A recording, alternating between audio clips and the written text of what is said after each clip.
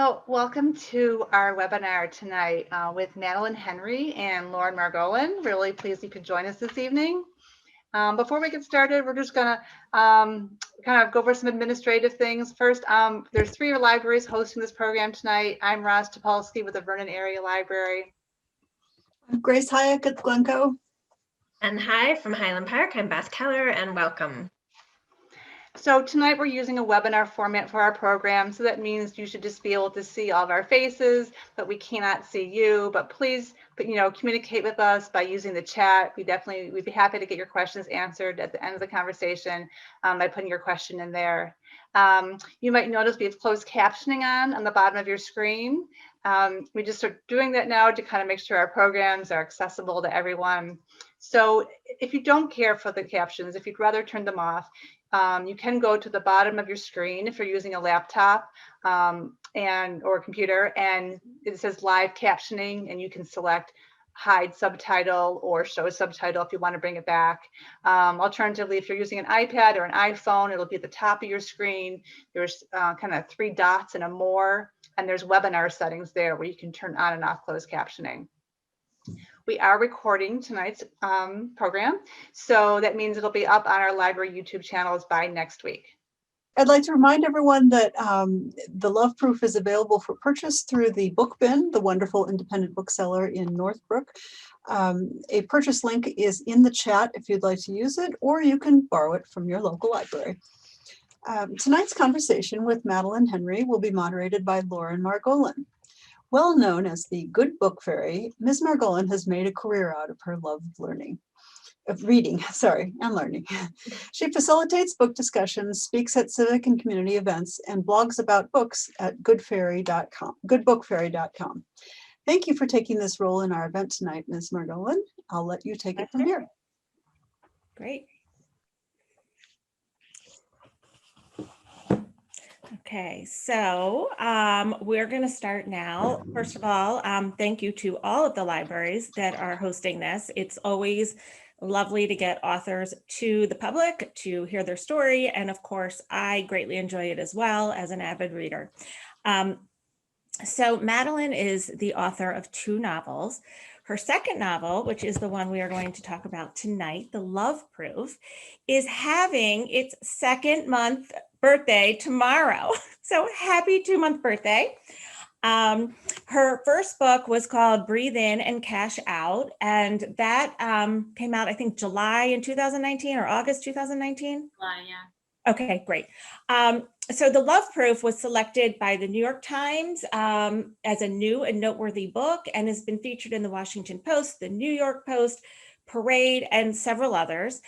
It is really a great and different story than something that you imagine it's going to be. It's got a lot of depth, a lot. Love Proof, I wore hearts because yes, love is a big theme in the book, but it is also a much deeper story. So I just highly recommend it if you haven't read it. And I will do my best to avoid all spoilers so that you can kind of go into it a little bit more open-minded. So before becoming a full-time author, and are you a yoga master or a yoga artist? What is your? I think it would be the most yoga mindset would to always be a beginner. So I would never say I'm a yoga master, but I've done a lot of yoga in my life. Okay, so she's just like a yoga guru. And she worked directly out of college from Yale in 2014. So you guys can figure out how young she is. It's amazing. So she, right directly when she graduated in 2014, she went right into Goldman Sachs as investment banking. And you all know those kind of stories. So that kind of is what her first book focuses on, which we'll talk about in a quick sec. So anyone who's seen a Good Book Fairy interview knows I always ask about fun facts. And Madeline shared with me that she lives in New York City and that her and her fiance love to travel and that their favorite trip so far was hiking in Argentina, which just sounds absolutely glorious.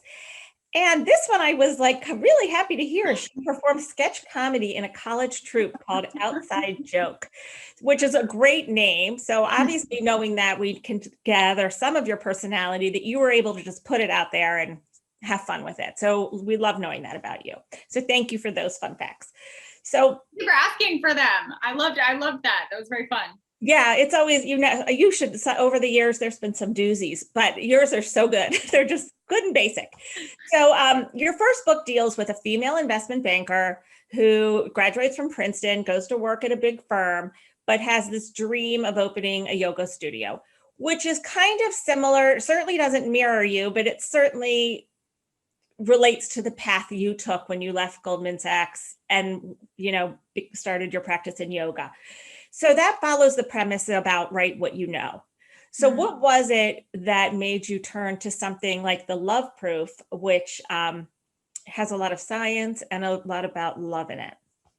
Great question. And before I answer it, I would just like to say thank you so much, Lauren, for being here with me tonight. I'm so excited for this conversation, and I follow you on Instagram. Pleasure. I'm a big fan. So thank you so much. Thank you.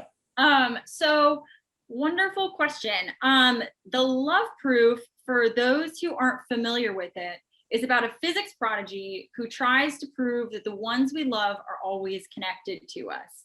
And she starts out the story, Sophie Jones, as a very analytical, quantitative, introverted, and isolated young woman. And she's on track to unlock the secrets of space and time.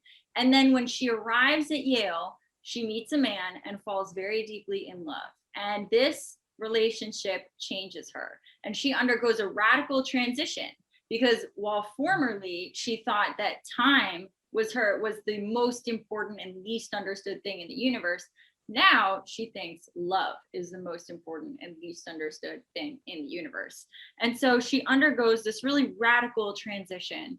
And I actually do, believe it or not, also mine my own life for inspiration for this book. So my background, as you alluded to, is I started out working in finance, and it was a very quantitative, analytical, relatively isolated existence. And then as soon as I sold my first book, I quit, I took a leap of faith, and I started to write this book, which is an extremely emotional, visceral, moving love story. And it was a really radical transition, similar to the one that Sophie goes through when she completely changes her life. And so I do draw from that period in crafting how a physics prodigy might fall in love. And so there is that element of inspiration in the story. This story is also set at Yale. So I attended Yale, and I wanted the setting to be that school, because at the core of this story, there is an exploration of the idea of permanent love. And so I thought it would be wonderful for the setting to echo that. And Yale is a place where change is less frequent, like most people's colleges. It honors traditions. And so I do draw from my own life, but not as directly for this story. Okay. So at the beginning, when we first meet Sophie, we understand that she goes to school wanting to talk about seeing time. And that to me, science and math, that's not my thing. I'm all about, the language and arts. And so I thought, wow, can you see time? Was that something, of course I Googled, can you see time? And you can't at the moment, but I was curious where that seeing time came from. Well, I wanted Sophie at the beginning to be concerned with the building blocks of the universe. And I wanted her to be on this track that was really captivating and scientific, that would take the reader along and teach them things as well. And time is one of the building blocks of the universe. It's fused with space and the space-time continuum, making up our reality. And so I thought, okay, time is going to be Sophie's ground of exploration, because it is so important to our reality. And I wanted to entice readers with this new view of it, and because it has never been framed as a visual thing. And so I thought, okay, this will be interesting. This will get people's attention and entice them along the story, because it promises revelations about something that is so crucial to the fabric of our universe. Before I keep going, because I just realized I was going to right now jump right into the time and in the book and versus the love concept in the book. But when you were published, you were still working, so you were right out of school. Can you just tell us, because I know people are going to ask, how was your publishing journey, especially at a young age when books are just, there's such a plethora, and during quarantine, even more authors have decided to write books. And so I'm just curious how that went for you. That is a wonderful, wonderful question. I have always wanted to write novels since I was a tot. I've loved language. I kept journals of words that I liked. I entered spelling bees. I wrote books when I was 9. I wrote books in 3rd grade. This has been a very specific interest for a long time. And in college, I actually invented a course where I could write a novel for credit. So I thought, I want to get published, but I have to take so many darned classes. So I thought, why not make one of those classes my novel class? And so I emailed the head of the English department, and I created this course, wrote 2 novels senior year. I queried agents cold, and which is something that every aspiring novelist is familiar with. No responses. I start as an investment banker. I continue to write on the side. And this time I changed my idea. So I'd written 2 science fiction novels previously. And what I realized is that it was hard to break in because I was an unknown writing about unknowns. And so I thought, okay, I need to be more strategic with my idea. And so I decided to set my next book in a fictional investment banking world, writing as an investment banker. And that was tapping into an existing place. It had an audience built in, and it was not as unknown. It was much more commercial. And it also captured this cultural moment of office angst against Instagram lifestyle jobs, which it was very timely. And so I had this commercial idea, and then this time when I queried agents, again, same process, 3rd time, I have responses. And I think I didn't become a better writer. I just mined a more fruitful subject. Interesting. So my question, how have you evolved as a writer between books, is going to be then that answer. Well, between Breathe In, Cash Out and Love Proof is a whole other journey, because I wrote Breathe In, Cash Out while working full-time in finance, which means that my emotional disposition at every point was basically terror. So Right. I was extremely busy. I was constantly terrified, and I was working these crazy hours. And it's funny how your emotional bandwidth changes depending on your job. So when I was that busy, I had a reduced ability to feel deeply. And so I think that in writing Allegra's story in Breathe In, Cash Out, she is very sassy and sarcastic, and she is bitingly funny. And I think that the emotional depth that you see in the Love Proof is very different. It is a very earnest, sincere, it's tender love story about vulnerabilities between people and tough decisions. And I think that that's because I wrote it as a full-time writer, where my emotional bandwidth was so much greater. And I just had the ability to care about these characters that I did not have previously. So Right. that's not to say Breathe In, Cash Out is not a good book. It's to say that it is a completely different genre, and it's very much in the head. And in the Love Proof, it's much more from the heart. And so, Is science fiction one of your genres that you wrote too? Like, is that, I mean, if you can write, you can write. Is that something that you're thinking to entertain? Or is that, I mean, if the 2 you wrote in college, and this certainly doesn't, it's funny, if you look on Goodreads and how people categorize it, sci-fi is one of the things. And I think there were 4 users. I was like, what? Like, this is not sci-fi, but this is science. So, I say go for it with science fiction. I think once you found your readers, you found your readers. oh, that's really kind. Thank you. I think it's funny when you really do something brand new, it's hard to know what it is. And I do believe that this is a very new story because it has a depth of emotion that's matched with a depth of information about reality. And I think that they are typically siloed. So I bring them together.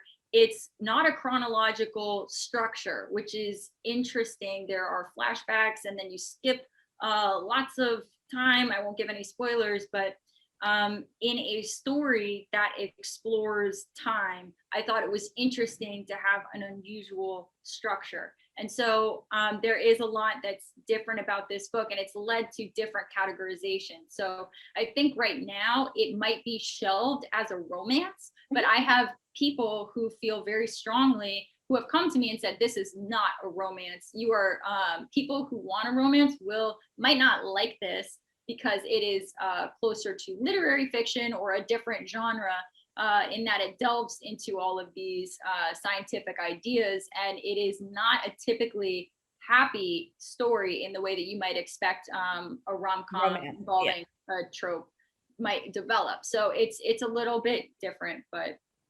As far as love and time being the two main concepts throughout the book, later we see, just as a non-spoiler, Sophie becomes to realize how we can compare love and time and their continuum together. How do you feel the cover art? Did you get input? Was that into your care? I mean, you have time and you have love.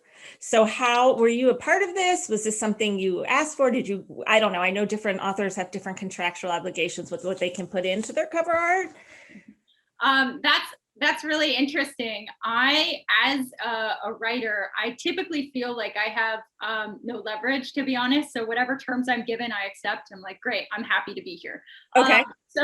I was actually given some input on the cover in my contract, which I was not expecting, and I was very happy to. But I saw something that's very similar to the current cover, and I did not have meaningful input at that point because I did really like it. The only substantial change was that the original cover had block letters, and that was changed to a serif font because it was said that would suggest the story was more serious with a serif title than block letters might suggest. I think I may have that. Oh, no, that had, the original block letters were like Comic Sans. They were. Oh, like this, like, something. Yeah. Okay, I see. Okay. Yeah, but I love the equations in the background. Yeah. Yeah, I think it's a great cover, and it's very different from your other book, which definitely shows I felt like they were different genres. So I think that if, you definitely were looking for a little bit more, okay, I'm getting a message I got a message that says my internet is unstable. So I just got a little nervous there. Sophie, as you explained, she is a prodigy. She basically lives this very isolated life and has, sadly, really no friends. She's one of those kids that finds her haven within books, so much so that her home, she's an only child, has a library that uses the Dewey Decimal System within their home, which I just I love that. I was cracking up. Like, we're reading from the fairy tales tonight at 984 point whatever. I thought that was really sweet. But her mom, the relationship, her mom almost foresaw how her life would be, that if she did not start talking to people. And I'm just going to say this one part. Sophie got her report card, and almost every teacher commented that she was a prodigy. And Sophie said, well, I can do better. And her mom says, well, I want you to do worse. And Sophie just looks at her mom and says, I love you. And this I just thought was powerful. She said Sophie hugged Isabel in public, but Isabel, the mother, was convinced that giving love was only half the way to happiness. The other half was to receive it. Sophie could give her love away to books and ideas, but those would never love her back. And she said, all of that starts with talking to other people. And I just thought her mother did, so much to try and raise her EQ, her emotional quotient, at a young age. And she just wasn't ready for it. I kind of loved their relationship. Was that something, that was it natural for you to find that way, that a mother would want her kid to not, I hear parents now, the ones that say they have gifted kids. If my kids would get out of a book and start playing Xbox or run around the backyard, I'd be so happy. And this was her. She really lived that life. Yeah. So. Well, I think that I really enjoyed crafting the relationship between Isabel and Sophie. And I do view Isabel as the source of the tools that Sophie draws on later in life. And one of those tools, this is no spoilers, is the value of intuition. And so this is something that has been important to me personally that did show up in my writing. And I think that it's an idea that I got from yoga. So I started practicing yoga in my 20s while I was working in finance.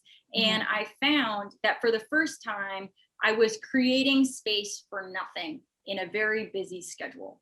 And in that space of nothing, I was able to hear my own inner voice in a way that I hadn't before. And I really fell in love with yoga. It was very transformational for me because it was the opposite of all the messages that I was getting in my daily life and finance. So for the first time, I was hearing do less, slow down, listen to your body, be calm.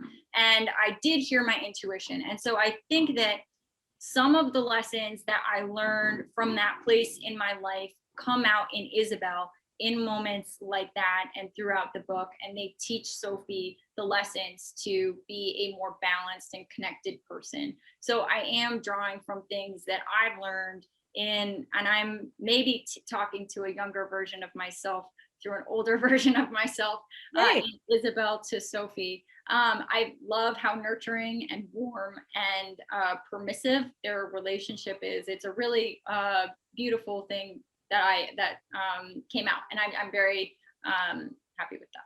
Yeah, you can give kids as many tools to fit in a toolbox, but if they don't, it's their choice whether or not to use them, or they have to use them when they're ready. I did find later on in the book when Sophie's very upset, she calls her mom, but she hangs up quickly because she knows her mom's going to ask the questions that are going to break her. And I feel that that's true with a lot of mother-daughter relationships because your mother, they're wiser. They've been through this stuff. They know stuff. And I also just wanted to comment, your use of time was so ever present within the book that little things when Sophie shows up late to class and her professor says, this is a class on time. You know, there's so many references to time in different nuances that didn't go unnoticed, at least by this reader. So they were peppered throughout, and I appreciate that. I really like that. Thank you so much. So as far as intuition, whenever Jake, her boyfriend, Sophie's boyfriend, Jake Fitzpatrick, says, I love you, she says, I know, which is a sign of intuition. Was that why you chose to have that little love way of saying I love you to each other, that she never really said it back? She always just said, I know. Thank you for asking that. So in Jake's and Sophie's relationship, they do have this refrain where he says, I love you, and she says, I know. And I think that there are a couple of layers to that. And one of them is definitely the idea of intuition, that she has the answers inside of her. And this, no spoilers, this becomes important to her as she is the only one who believes something later on, and she has to decide whether or not she's really going to trust herself.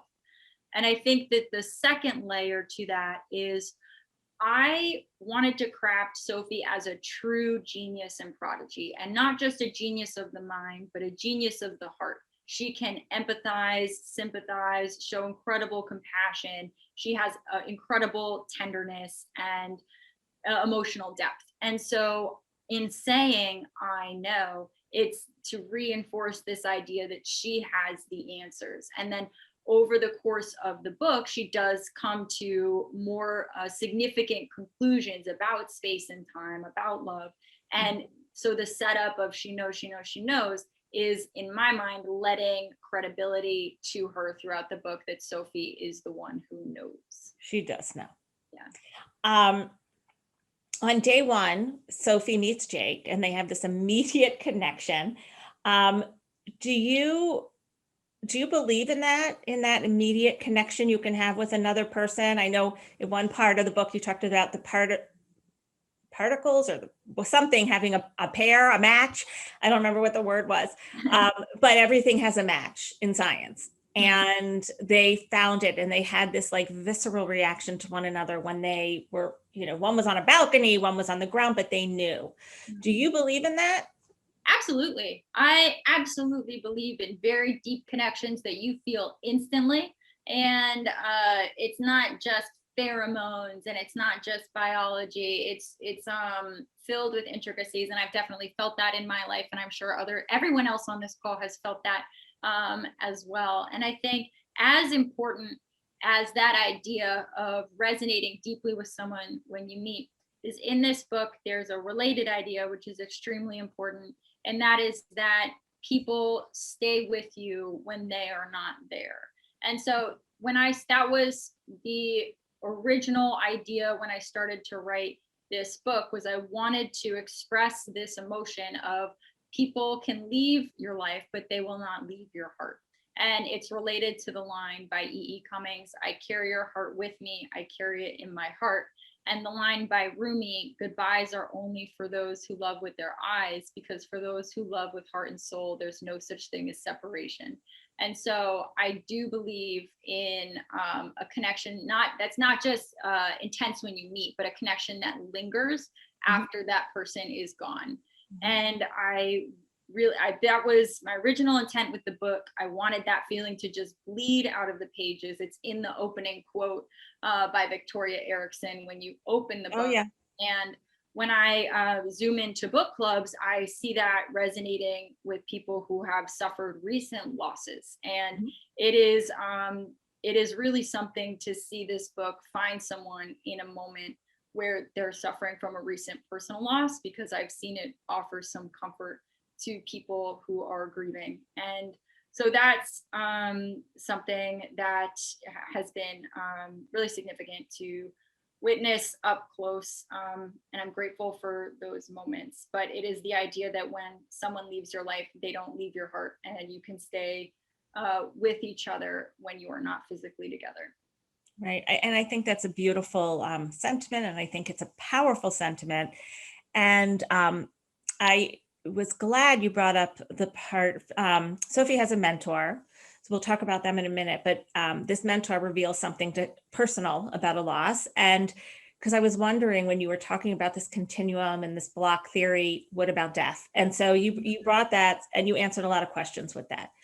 So mentors, Sophie has a mentor that becomes like family, and Jake also finds himself in his boss a mentor that also somewhat becomes a mentor. And he says something really important to him. He says, who's waiting? He's in finance like you were. So his whole life is, work. And he doesn't stop, because that's his wish, is to always just so you know, he's driven by scarcity. This is to the crowd. So for him, his world is about making as much money as he can so that he never has to, worry.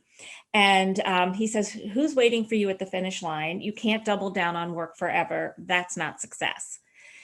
And I just got the chills reading that. I mean, I think that Thank you. it's so, I think these kids, the young ones, I mean, both of my son graduated 3 years ago, and he's in that, he saw kids and he's like, oh my God, Mom, they're making, such bank, and they're my age. And but they don't have a life. They can't go out. And they wonder why. And it's just so, I think that's power. But Mike, you brought in very powerful mentors for both of your main characters. Did you ever have a mentor that you utilized, that you found mentorship an important part of your life? Thank you for asking. And absolutely. And I think I was lucky in that I was encouraged to find mentors from a young age. So I consider the professor who I worked with a senior year of college when I wrote that novel for credit a mentor. We actually met in a structure that is identical to Sophie and her mentor. So we met once a week for 2 hours to review the pages. So I drew from that. And I was actually recently in conversation with him about this book, and that was a really cool moment. And I didn't mention the symmetry, but I'm sure he saw it. And so I have definitely sought out mentors, especially other authors. As I get older, I like to see what does it actually take to make it in the field and hear it from people who are there. So I do listen for tips. I listen to what most professional novelists refer to as their daily word count. And I'm always, people will reveal what their process is. And so I'm always staying attuned and trying to learn from them. And I found authors are very inclined to offer help. So I've overcome the fear of asking for help when I need it and for reaching out if I have a question, because they've really been a really welcoming community. Do you write every day? I do, yes. I think that I try to write at least 1,000 words on whatever story I'm working a day. I work starting first thing in the morning. I have my best energy in the morning, and I try to hold regular office hours and treat it like a job. And that's my main process. So Stephen King says the hardest part of writing is right before you start. What has been the hardest part for you? That's an interesting question. The hardest part. I think that it's a fact that no matter who you are and what you write, there will be people who don't like it. And I think that dealing with that emotionally was probably the hardest part, because it takes so much optimism and self-belief to undertake a novel and then finish it. It's insane. And it's always, it's even longer than you think. You know it's going to be a long time, and you've done the inner work to make it there, and then it's even longer. And so to have that self-belief, to make it to that point and then to go out into the world, it's very interesting, because no one who reads it, it wrote it meaning that they don't have any attachment to it. And Right. so it's just, that was the hardest part, was getting bad reviews for the first time. And I think I've really learned from that. And so what I've come to in order to cope with that is, I think, one, is there anything that I can learn from this? So this is my response. And is there anything I can learn from this? And then if there is, then I learn from it. And if there's not, then I don't. And then I ask a second question, which is this person in my target audience? And sometimes people don't like, so the Love Proof resonates best with older people and who may or may not have had a significant loss in their life. And it resonates least well with college students.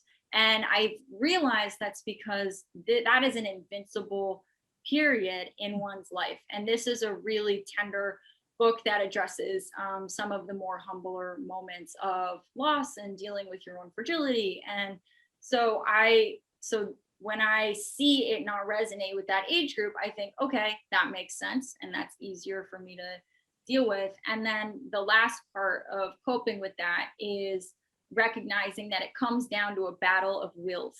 And a down vote is one will, and then your own vote is another, and one person will win.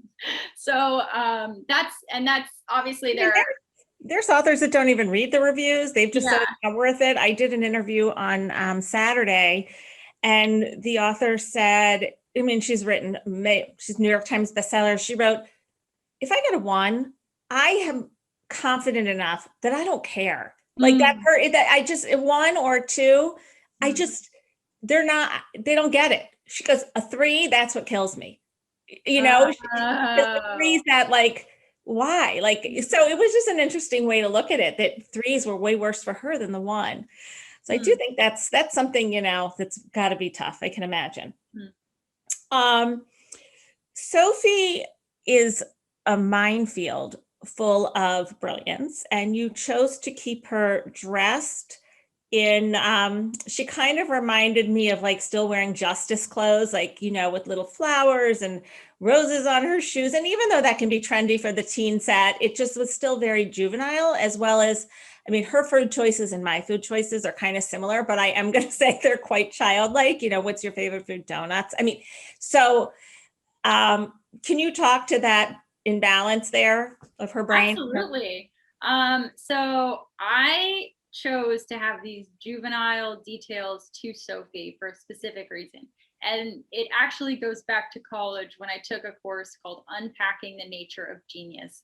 And this was an unusual seminar taught by a member of the music school, where he took a group of people commonly thought to be geniuses, and then he looked for the traits that were shared among them.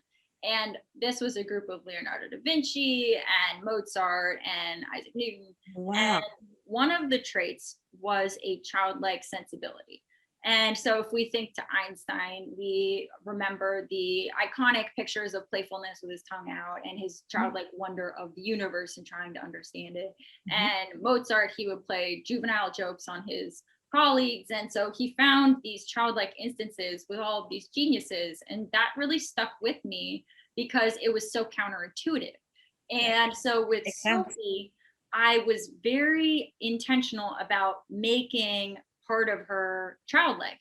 And so she has these beaded designs of animals on her clothes. She has roses on her sneakers that are very whimsical and girly. And she has this incredible sweet tooth, which is just a level beyond anything that's really desirable for an adult. And so that is to underscore the nature of her as a real genius. Interesting. Jake, I have a couple questions. So Jake at the beginning, this is like right at the very beginning, but so I don't think I'm giving a spoiler, but he does run into his dad that he's been estranged from for 5 years. They don't say anything. When Jake becomes successful, I was really expecting the dad to come back. Was that ever an idea in your mind? Yes. I was waiting and waiting for it. I'm like, mm-mm. Yeah, you know what? I thought because he had money, he'd want to come back to him. Right. Well, I did think very seriously about that, but I decided that I wanted Jake's dad's defining trait to be absence. And so I think that because that was so influential on Jake, to not have him be there was his essence. It was his impact on Jake was his dad was not around. And so that is why he did not come back in the end. And however, I am thinking about a sequel. And so I think that there is opportunity for the story to get more interesting with that relationship, but not in this book. Okay, but that was one of my follow-up questions. Will we see any of these characters again? There were some left, even Jake's mom and her reaction to Sophie. I mean, there were a lot of things I wanted. Why was the reaction like that? I mean, we can all imagine why, but of course we want to know what your reason is. You're the story crafter. So, that was kind of there. So yeah, I'd be happy to see them again. Well, for someone like Jake, and you probably saw this in your career, even in your short time there, are there people that it's just never enough and they'll just keep going and going and going? Absolutely. But I think that applies to every field. I think that it's not just people in finance who reach a certain goal and find that it doesn't sate them. I think it's in every field, and there are extremely competitive people who write love stories and I find them. They're in my world. So I think that it's not just a finance thing. I think it's the nature of being human. Well, maybe this is more Jake and his dream to have everything. Sophie's wanted to know everything and Jake wanted to have everything. And that was, they both had these big lofty goals. So that's kind of.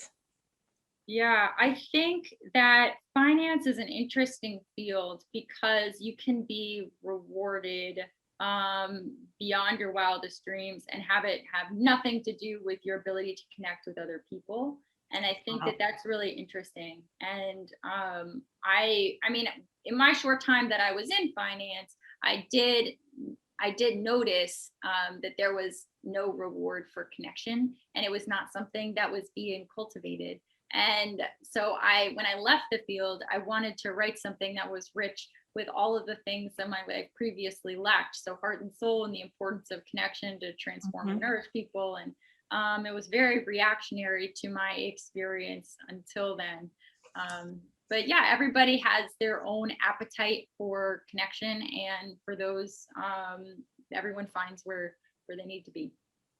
So the big theory going along in the book, the proof that they're working with, it kind of comes up as the block theory, which was unbeknownst to me. I had never heard of it, but again, I don't read. You have a much better science, just general background. What did you major in? Psychology, but I took physics and chemistry and biology and neuroscience. Okay, so this comes more naturally to you. So this is what block theory is. It's every moment of your life is out there somewhere in space-time. According to the theory, the universe is a giant block of all things that ever happen at any time in any place. So on this view, which still I don't get, but I believe it, what it says, I don't get it though. On this view, the past, the present, and the future all exist and are equally real. And at the same time, right?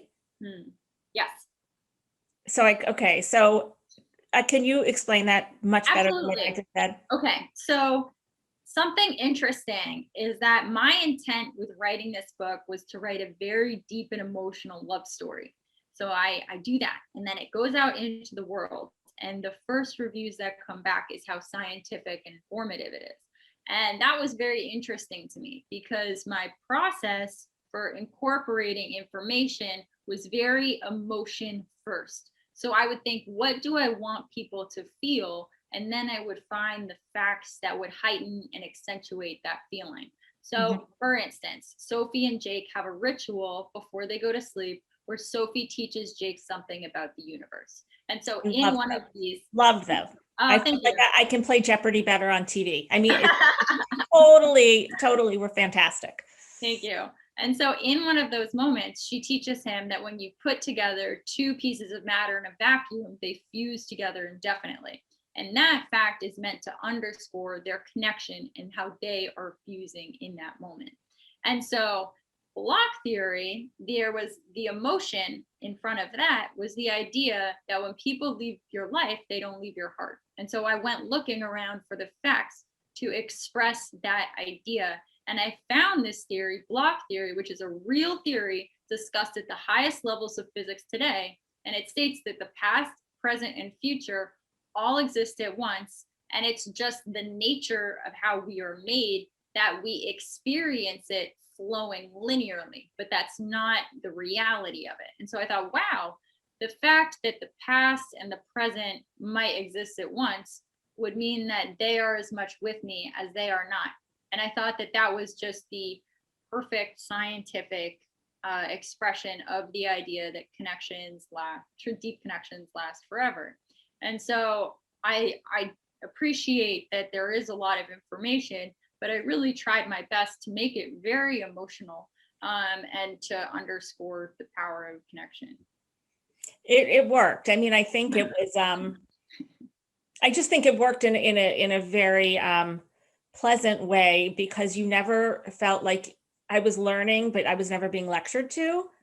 And I think when anybody who reads, part of reading is knowledge, and but we don't ever want to be told.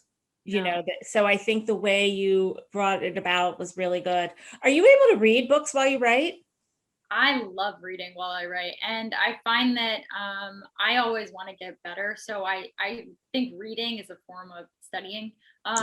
What stories work. I'm obsessed with Kristen Hanna right now. I'm reading The Great Alone, and It was one of her best. Yeah. Yeah, well, I just finished The Nightingale, and her books they are heart-wrenching. She goes there, and so I'm studying like the epic structure because I would like to emulate that one. Okay. We have a question from Lewis Goldman. He says, can you recommend a good book for a layman on a broad range of physics topics? Sure. How about Astrophysics for People in a Hurry? I think it's by Neil deGrasse Tyson, and it gives an overview of a lot of really interesting subjects in the field for people who don't have a lot of time. Right. Well, that says it right in the title. Yeah. So hopefully he heard that, or maybe someone can type that into the comments. Yeah. That's let me see, was there anything in the book that was edited out that you wanted in?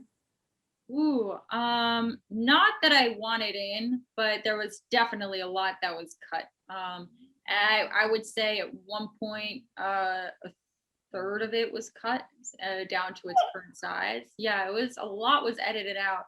I'm trying, how many pages is it? 304. Yeah, this version's this is 276 with your acknowledgement. So yeah. Wow, 304, but that's a good amount. I like that. If you could bring home one of your characters for lunch or dinner or drink, who would you pick? Wow. That's a fascinating question. I would pick Isabel because she is a source of so much wisdom in the book. I would just want to absorb all of her lessons. Wow, that's a good pick. You know what, I wanted to picture, I would love to picture her better. Like she was just like this Isabel, like she just worked so well. Yeah. You know, her relationship with Ronald was so different too. You know, there were a lot of different good relationships to look at. Hmm. And your ending, was that always the ending? It actually was not. So I had a darker end at one point, and I sent it in to my agent, and she said, "Do you really want to do this?" And we made it feel better. Okay, well, that's fair. I liked the ending. I thought it kind of like brought it all together. Could you cast this for us? Oh, absolutely. So I would cast in the role of Sophie, young Sophie, Dakota Fanning. And that is because she is very youthful in appearance. She has that bright blonde hair. She's all the appearance boxes checked for Sophie. And she has this otherworldly element to her. I think that because of her roles in Twilight. And Sophie. Ethereal, just that. Exactly. And Sophie, as a physics genius, I'm often talking about her having a supernatural presence, and there are allusions to Alice in Wonderland and this not quite real element about her. And so I think that Dakota Fanning captures that to an extent. And I think for older Sophie, I would cast Meryl Streep because she has the stature and the composure of someone with the legacy that Sophie ultimately has. And also I want it to be a big movie, so got to get Meryl in there. And Yeah. I was thinking more Glenn Close, but I'll take Meryl Streep. That's a great, well, I think, was she in Fatal Attraction? I only remember Sharon Stone from that. Oh, yeah. But she may have been. Right. Okay. So, and then for Jake, I would cast young Jake would be Dylan O'Brien, and he is the star of the Maze Runner movies. Oh, I love those movies. Yeah. So he has this very driven aspect to him, which is similar to Jake, and he has the sharp jaw. And so I see a lot in common for them. And then for older Jake, maybe Hugh Jackman. I don't know how he would compare to the kid though. Yeah, that's true. But I care more about matching to Dylan than to matching to Hugh. So yeah, that's right. I would too. That's interesting. Do you use that when you, I saw Jamie Benner today, her new book Blush comes out, I don't know, in late summer. And she posted on Instagram all her vision boards of what her characters look like. And they were all famous people. Oh, interesting. And I've seen a couple others do that, but I wonder when you're writing, because I know most of us read as a movie in our head. So I would imagine writing it would kind of be the same, or no, is it? You know, I actually have changed. So when I was writing Breathe In, Cash Out, my mom actually made a vision board of who. Yeah, she's very supportive. She's amazing. And I was more aware and imaginative of the adaptation at that point. At this point, I've really let that go. I think that I write to make a great book more than a great adaptation. I care a lot about the language. So I really tried to write the Love Proof with really beautiful prose, really lovely turns of phrase, and I cared a lot about the actual language, which is something that might be lost in an adaptation. So I pay more attention to the actual book. Well, I appreciate it. What is your favorite word? My favorite word? Whoa. Dang, I don't even have one. That's awful. I don't have one. I'm so embarrassed, but I love them all. What words do you have any word that you hate? No, but I've been using the word autodidactic a lot recently, which is a nice one. It means self-taught. Yeah. So that it's a fun one to have in the mouth. So your new book is called Food Fight that you're working on now. Has that been submitted, or are you just? No, it is with my agent right now. So, Okay, and the food fight can mean a lot of things, but I did look at your food fight Instagram page and it is just loaded with food. So I think it is a very literal meaning, unless I'm missing something. right.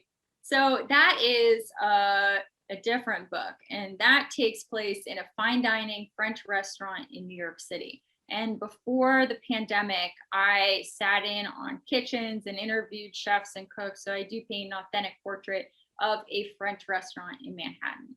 And in the story, the dad has worked at this French restaurant, and his daughter, he runs it, and his daughter has worked by his side diligently for a decade.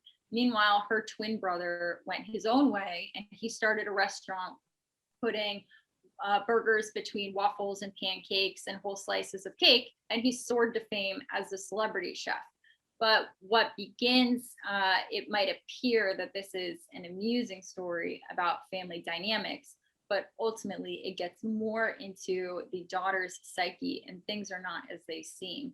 And it's interesting because it has a lot of sensory detail and it plays with your senses. Interesting. Very, when's that? When do they have a guess to the release date? Aiming for 2022. Okay, well, you released this one, kind of still pandemic. Yes, People that's were true. still out vaccines. So do you think it's been different with having these? Did you have as many Zoom events as you did with the first book? Or is it more? I had more Zoom events for this book, and I think that it's a double-edged sword because you lose the in-person contact, but you gain breadth. So it's a trade-off, and I'll be interested to see if Zoom events continue for book tours beyond the pandemic. They will for Good Book Fairy. I love it. That's great. So I think it's the best. I just love it. And I think people Yeah. like being able, sometimes it's raining, you don't want to go out, you want to, I think it's working for a lot of people. So we'll see. Absolutely. Yeah. So I'm just going to let the crowd know we have about 5 more minutes. So if you have any other questions, let me know. And then otherwise, I'm just going to, this is something I always ask. And usually I give this to you first, but if you had to describe your book in 3 words, doesn't have to be a sentence, just 3 words, how would you describe it? Love never leaves. Oh, so you did do a sentence. Gosh. Okay. So love never leaves. I think it's great. I think it's great. There's a part in the book where she says, when she walks in with her mentor and she says, it doesn't sound scientific yet, but the way to see time is to fall in love. And I love that line too, because I do think, we do have a question coming in, but I did love that statement. I think it just makes love. I mean, you're a newlywed. I think right? You're not married yet, are you?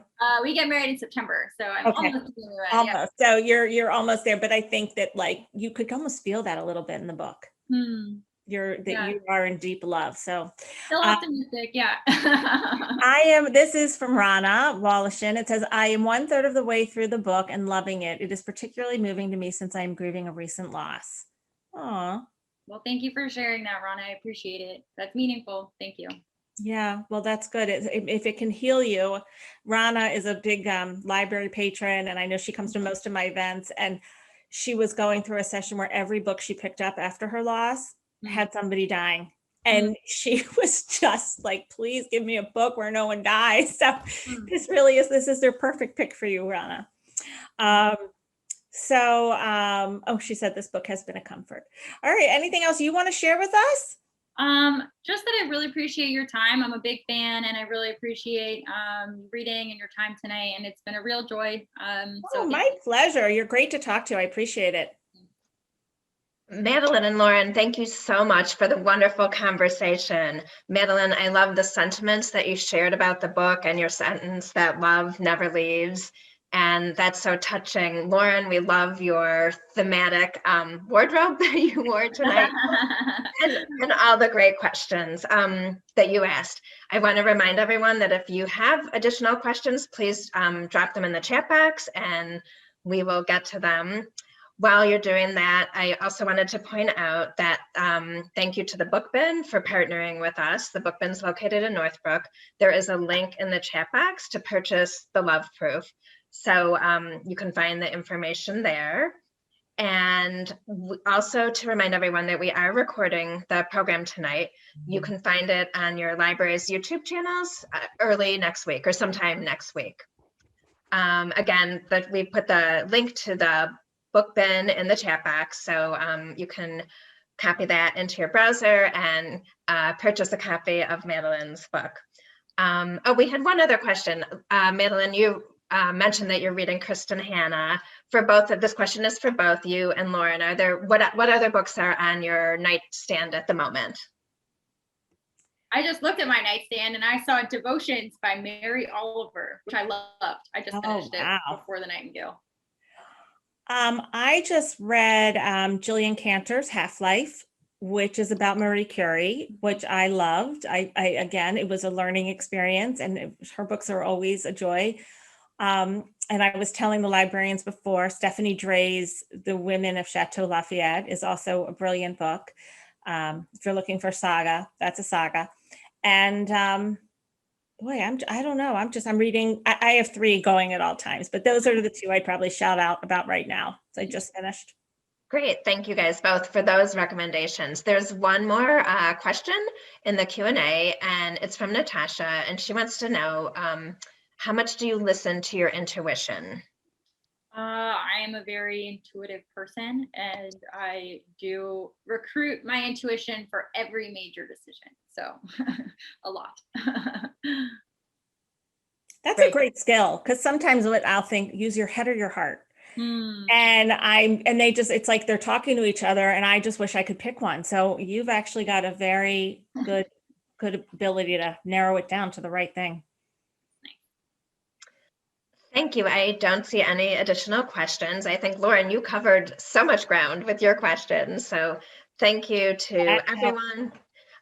Again, Madeline and Lauren, thank you both for this great evening, and best of luck, Madeline, with the Love Proof. And I invite my fellow librarians to come on and say good night as we all thank you and wish everyone a good evening. Thank you for hosting this. It was great. Night, everyone. Thank you. Good night. Thanks for coming. Good night. Thanks.